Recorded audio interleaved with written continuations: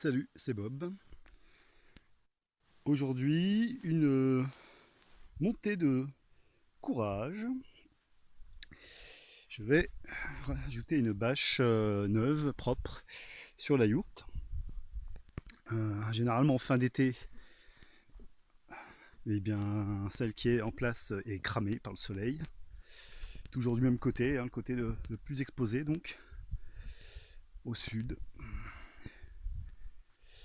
Et avant que la saison des vents commence, octobre, novembre, eh bien, il faut que je le fasse. D'autant plus qu'après la fin de ce mois-ci, je serai en formation. Et pour peu que ça enchaîne sur du taf direct derrière, je ne trouverai plus forcément le temps ou le bon moment. Le moment où il n'y a pas de vent. Donc voilà. Il va falloir que je déficelle tout ça. Que je descende le tuyau de la cuisinière à bois. Que je démonte pas mal de choses. Que je pousse pas mal de choses. Et que j'arrive à mettre ça en place. Alors cette année, j'hésite à remettre ou bien de la ficelle, ou bien un filet. Un filet comme celui qui sert pour protéger le poulailler. J'hésite, parce que autant la bâche tout seul, bon, je l'ai déjà fait. La plupart du temps, la yourte, je bricole tout seul dessus. Il me faut juste un coup de main au moment d'ériger les deux poteaux qui soutiennent le tonneau, la roue centrale du toit. Mais alors, le filet du poulailler, c'est tout fin, ça s'accroche dans tout. Et ça tout seul, j'ai peur que ça me fasse péter grave un câble. Bon, j'en ai acheté un d'avance. Je vais voir, j'ai déjà commencé. Donc, à calculer à peu près où se situe l'endroit où je dois découper pour passer le chapeau du tuyau de la cuisinière. Alors, je mesure généralement en pied. Voilà, j'ai pas envie de me trimballer tout le temps avec un mètre. Et je trouve que en pied, ça marche très bien. 7 pieds font 2 mètres. 3 pieds et demi, donc 1 mètre. Et puis c'est comme ça que je fais, ça va plutôt bien. Voilà. De toute façon, les mesures métriques, ça n'a pas toujours existé. En tout cas, chez nous.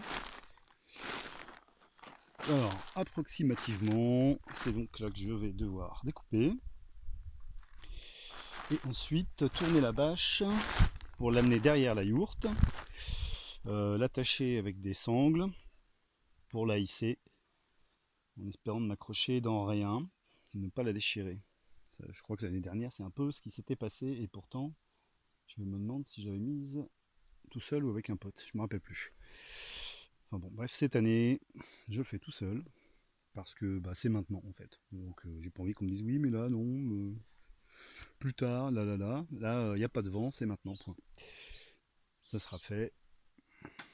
Bon, bah, suite. Salut, c'est Bob. Bon, il fait lourd et ça sent l'orage.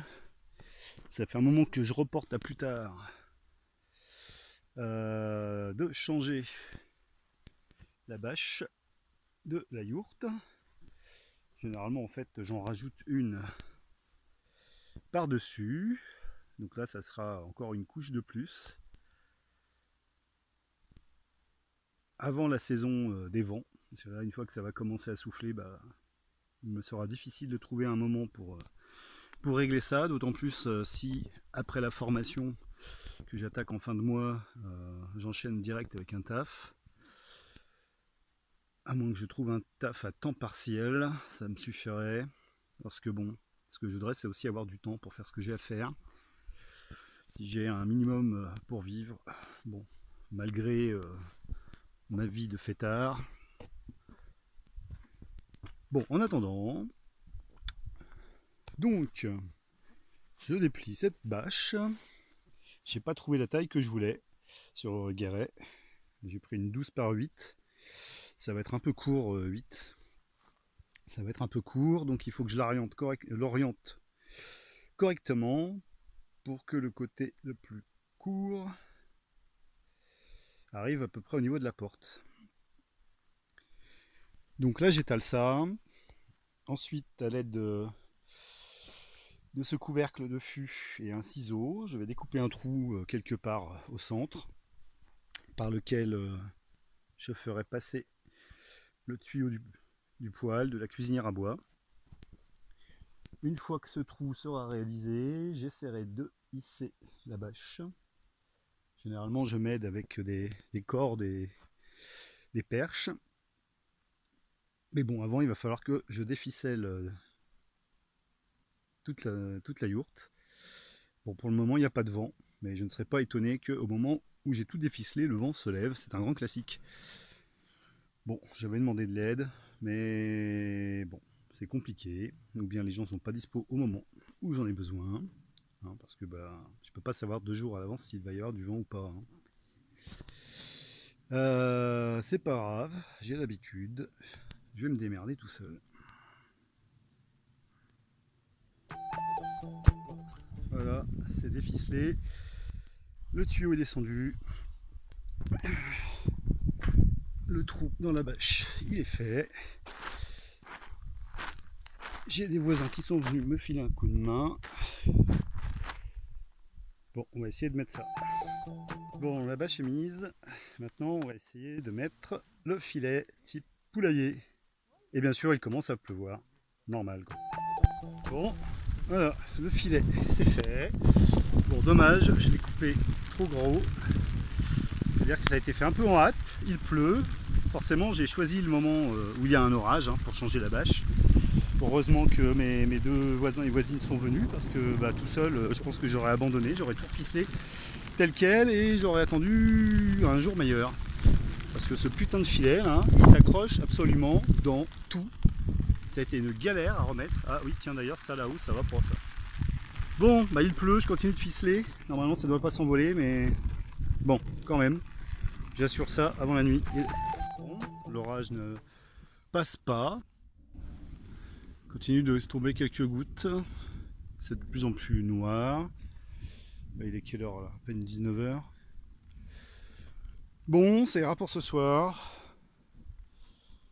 J'ai ficelé la périphérie. J'ai remis quelques piquets. Et demain, donc, je tirerai des drisses, des cordes autour sur le dessus de la yourte. Bon, pour l'instant, il n'y a pas trop de vent, ça va, c'est tranquille. Ça ne devrait pas bouger cette nuit.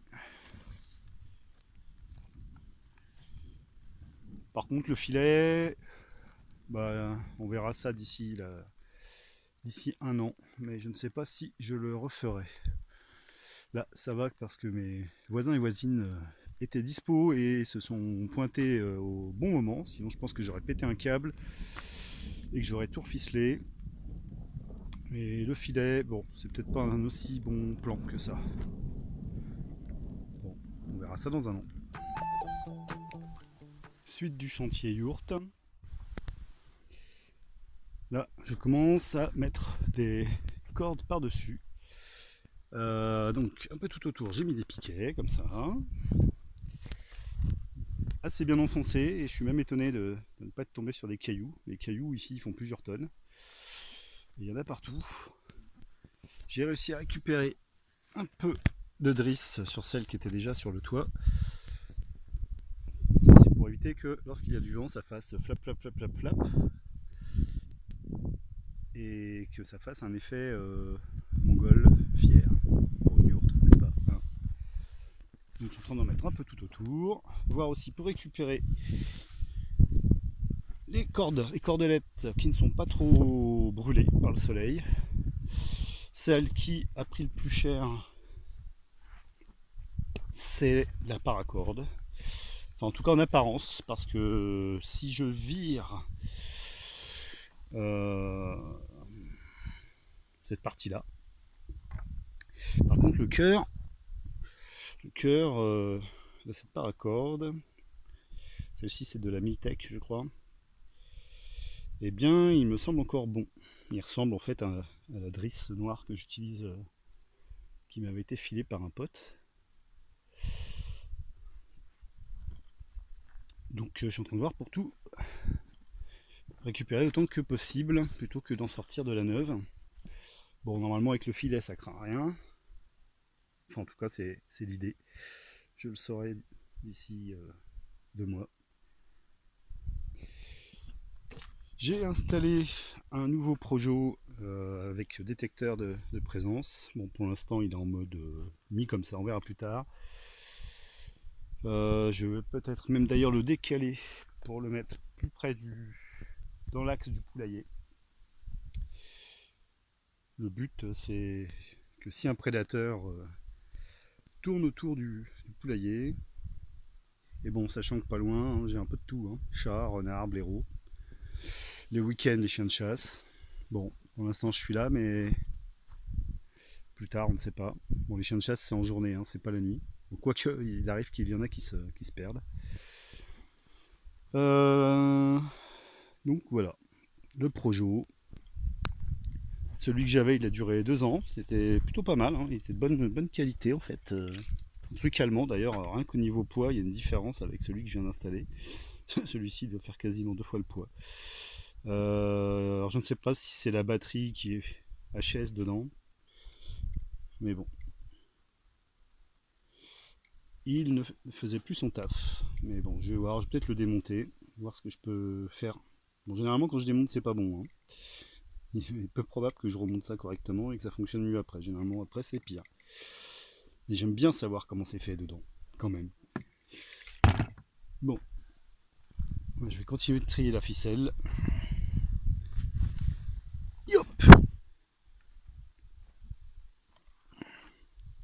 Donc voilà. Celle-ci elle est fine, mais elle tient bien au soleil. Celle-ci semble plus épaisse, mais en fait la gaine extérieure ne résiste pas au soleil.